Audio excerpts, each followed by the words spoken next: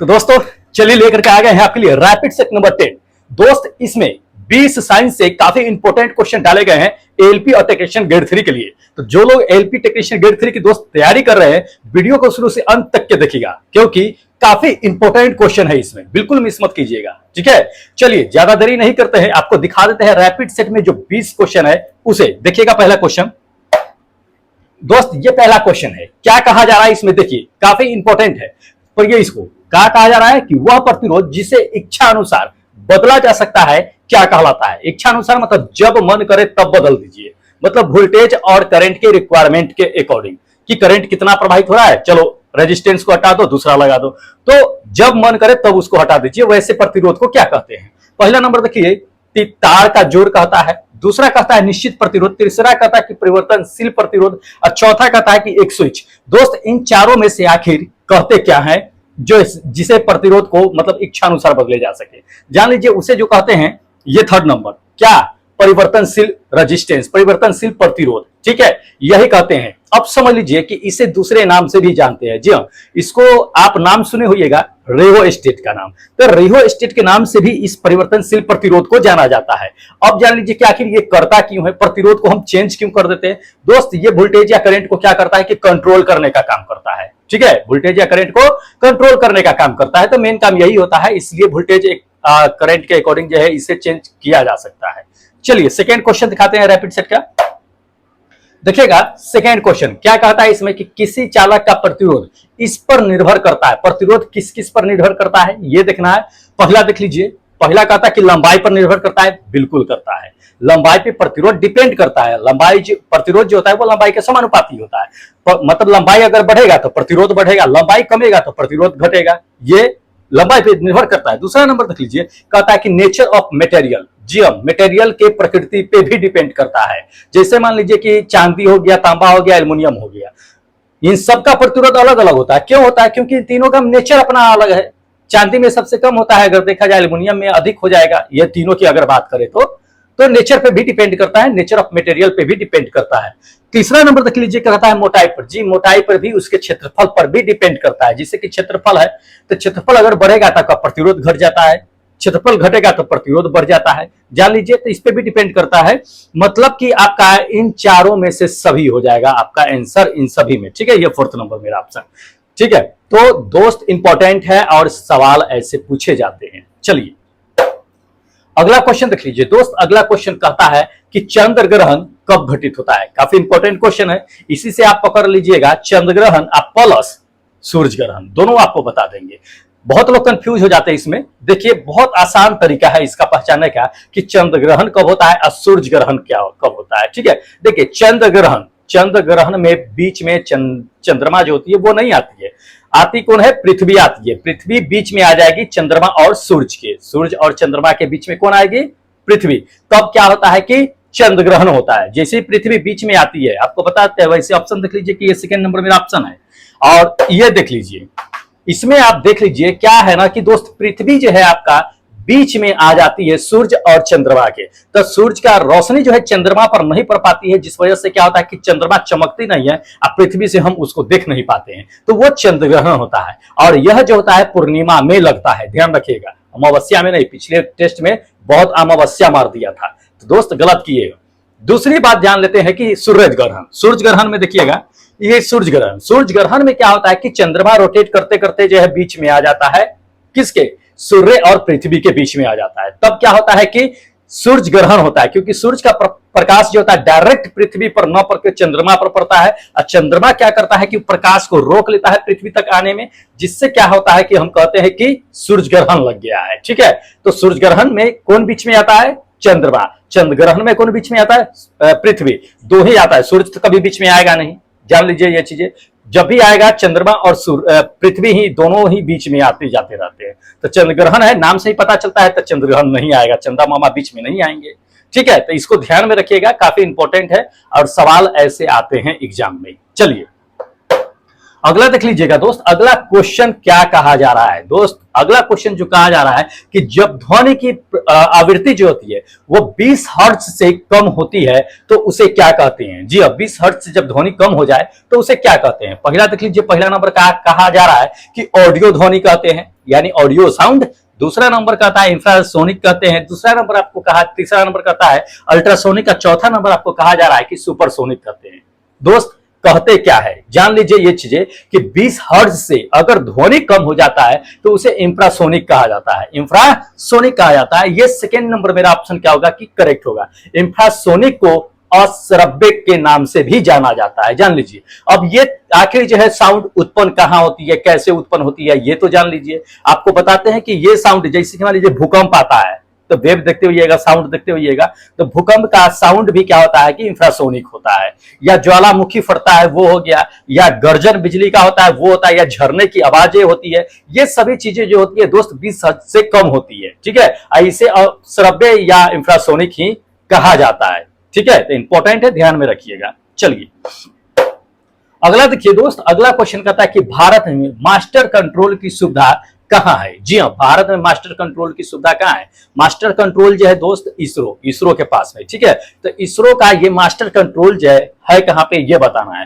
पहला देख लीजिए, कहता है कि आपका ये हसन में है, कर्नाटक में। दूसरा नंबर आपको कहा जा रहा है कि भोपाल यानी कि एमपी में। तीसरा चांदीपुर में कहता है। चौथा जो कह रहा है आपका ए और बी दोनों में। दोस्त है कहां, तो जान लीजिए ये चीजें कि इसरो का जो मास्टर कंट्रोल है दोस्त ये दो जगह है। कहां कहां है जान लीजिए ये चीजें। एक तो हसन में है कर्नाटक में, दूसरा जो है भोपाल में भी, एमपी में भी है। तो ये दोनों जगह पे है, यानी कि फोर्थ नंबर मेरा ऑप्शन क्या होगा, करेक्ट होगा, मास्टर कंट्रोल। ठीक है, जहां से सारे इसरो का जो है सैटेलाइट या जो है सेंटर जो है कंट्रोल किया जाता है। ठीक है, तो इसको ध्यान में रखिएगा। चलिए अगला देख लीजिए, अगला क्वेश्चन कहा जा रहा है कि निम्नलिखित में से कौन सा सामान्य उपकरण पारस्परिक प्रेरण के सिद्धांत पे जो है आधार पे मतलब काम करती है, मतलब म्यूचुअल इंडक्शन पे काम करती है, ये बताना है।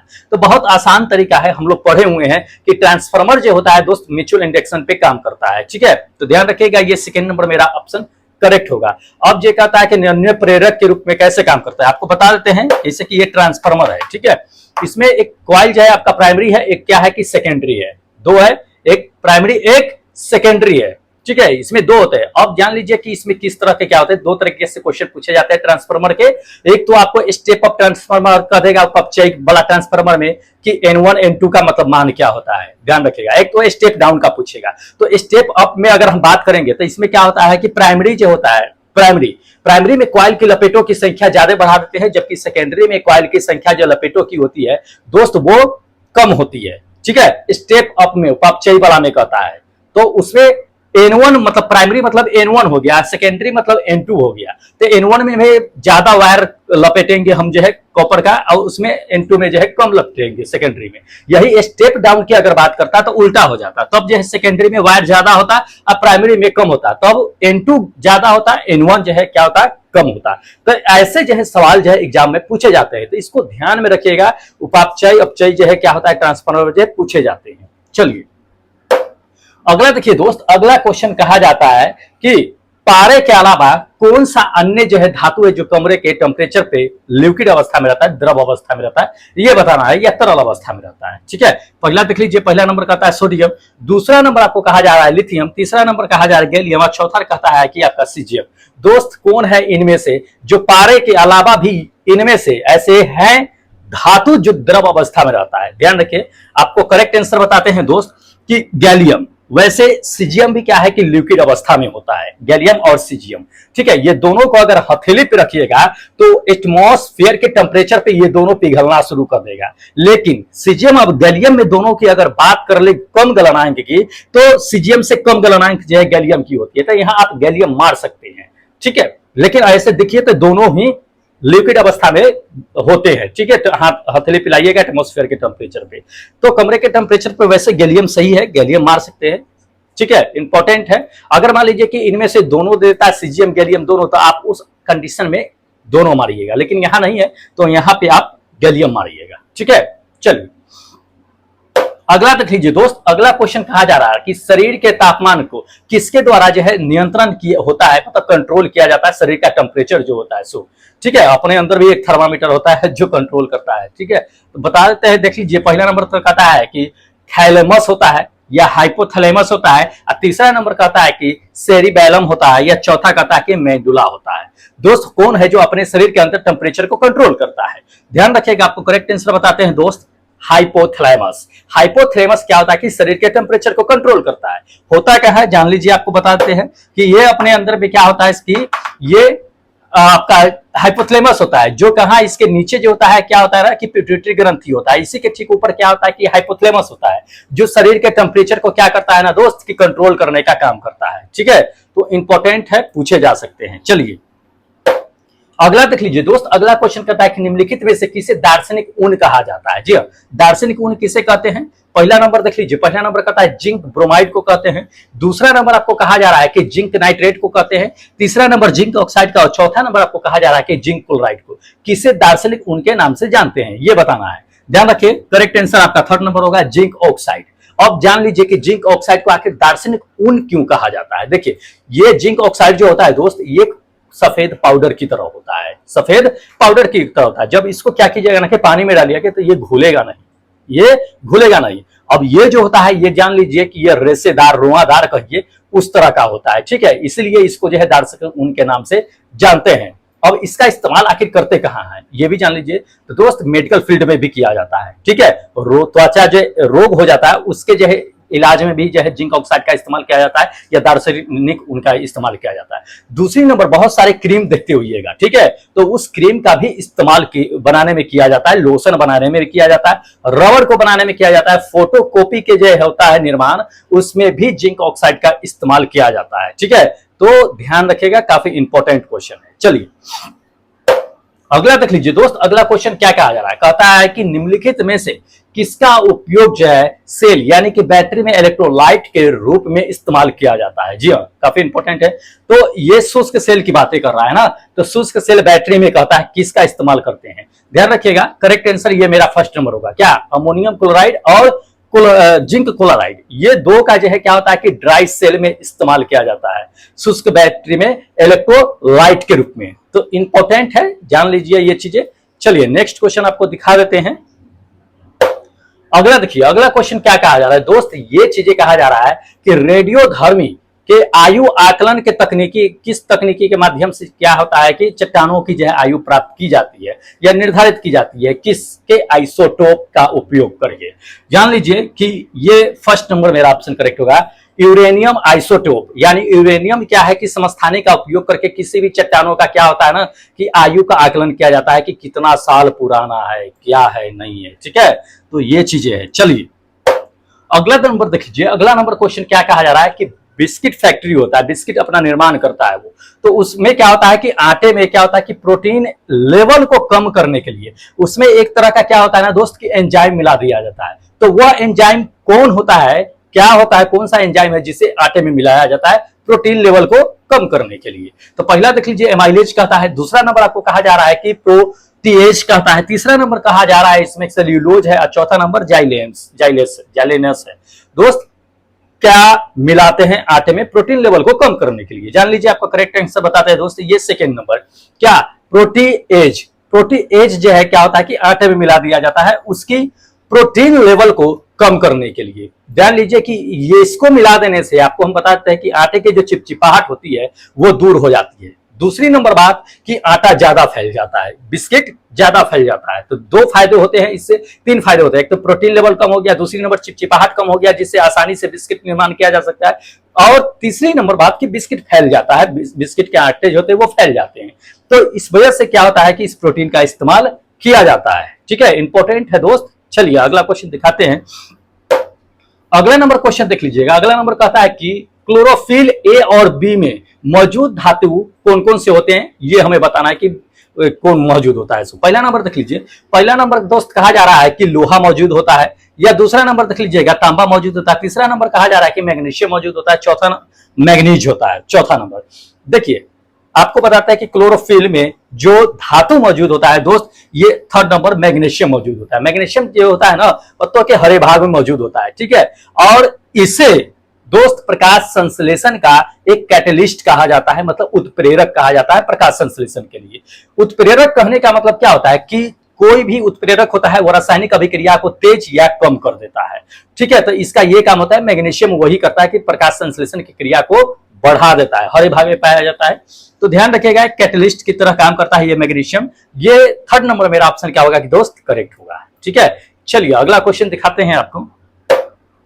देखिएगा अगला नंबर क्वेश्चन है दोस्त, कहता है इसमें कि शरीर के किस भाग में प्रोटीन का पाचन शुरू होता है। ये पिछले दिन जो टेस्ट हुई थी क्वेश्चन, उसी का ये क्वेश्चन है। तो हम आपको बता भी दिए थे कि किसमें शुरू होता है, बहुतों ने गलत जगह मार दिया था। तो प्रोटीन का पाचन जो होता है दोस्त आपका शुरू होता है पेट में होता है, तो ठीक है। तो ध्यान रखिएगा, ये सेकेंड नंबर मेरा ऑप्शन करेक्ट होगा, पेट में होता है। और पेट में जो है क्या होता है ना कि आपका जो है क्या होता है कि पेप्सिन नामक जो है एंजाइम निकलता है, हाइड्रोक्लोरिक एसिड निकलता है। वही क्या करता है कि जो आपका आमाशय में, पेट में जो आमाशय होती है वहां पे, तो उसे क्या करता है कि ये प्रोटीन को पचाने का काम करता है, ठीक है, पेट में। तो इंपॉर्टेंट है। चलिए अगला देख लीजिएगा दोस्त, अगला क्वेश्चन कहा जा रहा है कि शरीर के सैनिक किसे कहा जाता है। काफी इंपॉर्टेंट क्वेश्चन है, शरीर का सैनिक किसे कहेंगे। पहला नंबर देख लीजिए, पहला नंबर कहता है कि आरबीसी को, यानी रेड ब्लड सेल, ठीक है, लाल रक्त कोशिका, इसे कहते हैं या कणिका। दूसरी नंबर आईबीसी, डब्ल्यूबीसी, डब्ल्यूबीसी मतलब व्हाइट ब्लड सेल, ठीक है, इसे कहते हैं श्वेत रक्त कणिका जो होता है सो। या तीसरा नंबर कहता है इंसुलिन को, या चौथा नंबर आपको कहा जा रहा है मास्टर ग्लैंड को। दोस्त शरीर के जो है सैनिक किसे कहा जाता है, जान लीजिए। सैनिकों का काम क्या होता है, सैनिकों का काम होता है रक्षा करना, ठीक है। क्या होता है, रक्षा करना। कोई भी अगर बाहर से हमला कर रहा है तो उसकी रक्षा करना, फाइट करना उससे, ठीक है। तो उसी तरह का काम जो करता है दोस्त ये second number white blood cell कहता है, मतलब श्वेत रक्त कणिका कहते हैं, या इसे ल्यूकोप्लास्ट के नाम से, ल्यूकोसाइट्स के नाम से जानते हैं, ल्यूकोप्लास्ट नहीं, ल्यूकोसाइट्स के नाम से जानते हैं, ठीक है, इस व्हाइट ब्लड सेल को, ठीक है। अब ये क्या करता है कि बाहर से जो छोटे मोटे बीमारी होते हैं, संक्रमण होते हैं हमारे शरीर पे, जो इफेक्ट पर डालने वाले होते हैं, उसे यह क्या करता है कि पूरे ढाल की तरह तैयार रहता है और अपने शरीर के ऊपर उसे आने नहीं देता। अगर आता भी है तो उसे मार करके खत्म कर देता है और शरीर को पूरी तरह से स्वस्थ रखता है, सुरक्षा रखता है, ठीक है। तो ये डब्ल्यूबीसी का काम होता है। काफी इंपॉर्टेंट क्वेश्चन है, पूछे जाते हैं ऐसे सवाल। चलिए अगला देखिएगा दोस्त, अगला क्वेश्चन कहा जा रहा है कि निम्नलिखित में से पौधे के किस भाग में कहता है कि अफीम प्राप्त होता है। पौधे के किस भाग से अफीम प्राप्त होता है, काफी इंपॉर्टेंट है, कई बार ये क्वेश्चन पूछा भी जा चुका है, ठीक है। आपको हम बताते हैं कि पहला तो देख लीजिए ऑप्शन क्या कहता है कि सूखे पत्ते से अफीम प्राप्त करते हैं, या सूखा लेक्टस से प्राप्त करते हैं, या तीसरा नंबर आपको कहता है कि जड़ से प्राप्त करते हैं, चौथा नंबर कहा जा रहा है आपको कि तने की छाल से प्राप्त करते हैं। दोस्त अफीम किससे प्राप्त करते हैं, ध्यान रखिएगा, करेक्ट आंसर ये सेकेंड नंबर होगा, क्या, सूखा लेक्टस। सूखा लेक्टस से क्या होता है ना दोस्त कि अफीम प्राप्त होता है, ठीक है। अब जान लीजिए कि अफीम जो होता है वो बीज से ही प्राप्त होता है। तो जान लीजिए वो एक कैप्सूल की तरह ही होता है बीज उसका। उस बीज को क्या कीजिएगा ना कि हाथ में जब ले लीजिएगा, तो हाथ में लीजिएगा तो उसको खरोचिएगा तो उससे दूध निकलता है, लेक्टस निकलता है, उसी को जो है क्या कहते हैं कि लेक्टस कहते हैं। तो वो निकलता है, उसके बाद जो थोड़ी देर के बाद जो है वो क्या होता है ना कि जम जाता है, ठीक है। जमने के बाद जो उसका कलर धीरे धीरे येलो कलर का हो जाता है। अब येलो कलर का होता है तो उसे क्या किया जाता है कि हटा दिया जाता है, उसके बाद जो है डिहाइड्रेट किया जाता है। डिहाइड्रेट करने के बाद जो है क्या होता है ना कि दोस्त उससे अफीम प्राप्त कर लिया जाता है। तो ये प्रोसेस होती है उसकी अफीम प्राप्त करने की, जो काफी इंपॉर्टेंट है। जान लीजिए कि इस अफीम को आपको जो है कहा जाता है आंसू भी कहा जाता है, ठीक है। तो इसको ध्यान रखिएगा आप, ये लेक्टस का आंसू मतलब वो, ठीक है। चलिए अगला क्वेश्चन देख लीजिए दोस्त, अगला क्वेश्चन कहता है कि निम्नलिखित में से कौन सी बड़ी रक्त वाहिका को क्या करता है कि हृदय से दूर ले जाने का काम करता है, ठीक है। तो सब लोग जानते हैं कि हृदय से जो है रक्त वाहिका को क्या करता है कि दूर ले जाने का काम कौन करता है, दोस्त धमनी करता है। ये तो जानते होइएगा, ये सेकेंड नंबर मेरा क्या होगा कि करेक्ट होगा। फुसफुस धमनी का नाम सुने होइएगा, वही क्या करता है कि दूर ले जाने का काम करता है। चलिए अगला क्वेश्चन देख लीजिए दोस्त, अगला क्वेश्चन कहता है कि मादा में निषेचन कहाँ होता है। निषेचित जो होता है निषेचन वो मादा में कहाँ होता है, तो अच्छी तरह से जानते हैं कि फैलोपियन ट्यूब या फैलोपियन नलिका में होता है, ठीक है। या इसको दोस्त दूसरे नाम से भी आप जान सकते हैं, क्या, अंडवाहिनी। अंडवाहिनी कहिए या फैलोपियन ट्यूब कहिए या फैलोपियन नलिका कहिए, वहीं पे क्या होता है ना कि मादा का निषेचन होता है। तो इंपॉर्टेंट है ये, ठीक है। चलिए अगला क्वेश्चन दोस्त दिखा देते हैं आपको। अगला क्वेश्चन देखिएगा दोस्त, अगला क्वेश्चन कहा जा रहा है इसमें कि जब दो जो है अलग अलग पौधे को कटे हुए तना को क्या किया जाता है ना कि दोस्त एक साथ जोड़ा जाता है। जोड़ने के बाद क्या होता है ना कि एक नए पौधे का विकास हो जाता है। तो इस तरह की प्रक्रिया को क्या कहते हैं कि दो अलग अलग पौधे ले लिए, उसका तना काट लिए, इसका तना काट लिए, फिर एक पौधे में जो है उसको क्या किए कि लगा करके एक नए पौधे का विकास किए, तो उस प्रक्रिया को क्या कहते हैं। काफी इंपॉर्टेंट क्वेश्चन है, देख लीजिए। आपको पहला नंबर कहता है कि काटना कहते हैं, या दूसरा नंबर कहता है कि लेयरिंग कहते हैं, या तीसरा नंबर कहा जा रहा है आपको कि ग्राफ्टिंग कहते हैं, या चौथा नंबर कहता है उपयुक्त में से कोई नहीं होगा। जान लीजिए कि दो या दो से अधिक पौधे जो भी हो उसके तने को काट करके एक पौधे में लगा करके एक नए पौधे को विकास करना जो होता है दोस्त, उसे ग्राफ्टिंग कहते हैं। क्या कहते हैं? ग्राफ्टिंग। ये थर्ड नंबर मेरा ऑप्शन क्या होगा कि करेक्ट होगा ग्राफ्टिंग। ग्राफ्टिंग ही मेरा क्या है कि करेक्ट आंसर है। चलिए लास्ट क्वेश्चन दिखाते हैं इस रैपिड सेट का। दोस्त ये लास्ट क्वेश्चन है रैपिड सेट का, आप जाइएगा मत, आपको लास्ट में कुछ बताएंगे, ठीक है, जो लोग टेस्ट देना चाहते हैं उनके लिए। तो बिल्कुल जाइएगा मत छोड़ करके, बहुत लोग निकल दिए होंगे, देख लीजिए, थोड़ा ठहर जाइए अभी। हाँ देखिएगा, लास्ट क्वेश्चन आपको बताते हैं कि जब सूर्य ग्रहण एक ही पैटर्न पर 18 वर्ष 11 दिन और 8 घंटे में दोहराया जाता है तो उसे क्या कहते हैं। जी हाँ, सूर्य ग्रहण जो होता है एक पैटर्न में दोहराता है जो 18 साल 11 महीने 8 घंटे में दोहराती है, तो उसे क्या कहा जाता है। पहला देख लीजिए, पहला नंबर कहता है आपको क्या कि नोट्स चक्र कहते हैं, दूसरा सारोस चक्र कहते हैं, तीसरा नंबर कहता है कि सारस चक्र कहते हैं, चौथा नंबर पायन चक्र कहते हैं। दोस्त कहते क्या है जान लीजिए, आपको बता देते हैं कि दोस्त उसे जो कहते हैं ये सेकेंड नंबर सारोस चक्र कहते हैं। क्या कहते हैं? सारोस चक्र। अब थोड़ा सा समझ लीजिए दोस्त, सारोस चक्र के आधार पर ही कैलेंडर में जो आप देखते हैं कि बहुत सारे अलग अलग कैलेंडर होते हैं या अलग अलग कंट्री के भी कैलेंडर होते हैं, उस कैलेंडर में दिखा दिया जाता है कि सूर्य ग्रहण इस तारीख को लगने वाला है, एक परफेक्ट डेट होता है। तो दोस्त वो सारोस चक्र का ही इस्तेमाल किया जाता है उसमें कैलेंडर में ये सूर्य ग्रहण को दिखाने के लिए। तो ध्यान रखिएगा, काफी इंपॉर्टेंट है ये सवाल, ठीक है। तो दोस्त ये था अपना 20 काफी इंपॉर्टेंट क्वेश्चन रैपिड सेट का, ठीक है। आज टेस्ट जो है दोस्त साढ़े 11:59 तक के एक्टिव है, सेट टेस्ट नंबर 65। तो जा करके टेस्ट दे लीजिएगा क्योंकि टाइम नहीं है आपके पास, नहीं तो खत्म हो जाएगा। उसके बाद 66 चलेगा टेस्ट, ठीक है। टेस्ट कहां से देना है, जो लोग नए हैं उन्हें बता देते हैं। इस एप्लीकेशन को देख लीजिए, इस एप्लीकेशन को इसी नाम से सर्च कीजिएगा प्ले स्टोर पे, ERCB सर के नाम से, ठीक है। तो आपको ये प्ले स्टोर पे जो है अवेलेबल मिलेगा, इसे इंस्टॉल कर लीजिएगा। इंस्टॉल करने के बाद आप वहां से टेस्ट दे सकते हैं, ठीक है। कैसे देना है तो उसमें देख लीजिएगा, आप जो है ऑप्शन आएगा तो उसे खोल करके देखिएगा, आपको मिल जाएगा वहां पे। अगर किसी प्रकार की समस्या होगी टेस्ट देने में तो यहाँ पे नंबर दिया हुआ है, इस नंबर पे क्या कर सकते हैं, कॉल या मैसेज कर सकते हैं, हम आपको रिप्लाई करेंगे और आपकी मदद करेंगे कि आप टेस्ट कैसे दे सकते हो, ठीक है। तो बिल्कुल मिस मत कीजिएगा टेस्ट, काफी इंपॉर्टेंट क्वेश्चन होता है टेस्ट में भी, ठीक है। जाकर के देख लीजिए, 25 क्वेश्चन दिए हुए हैं जो काफी महत्वपूर्ण है ALP और टेक्नीशियन ग्रेड 3 के लिए, तो बिल्कुल मिस मत कीजिए।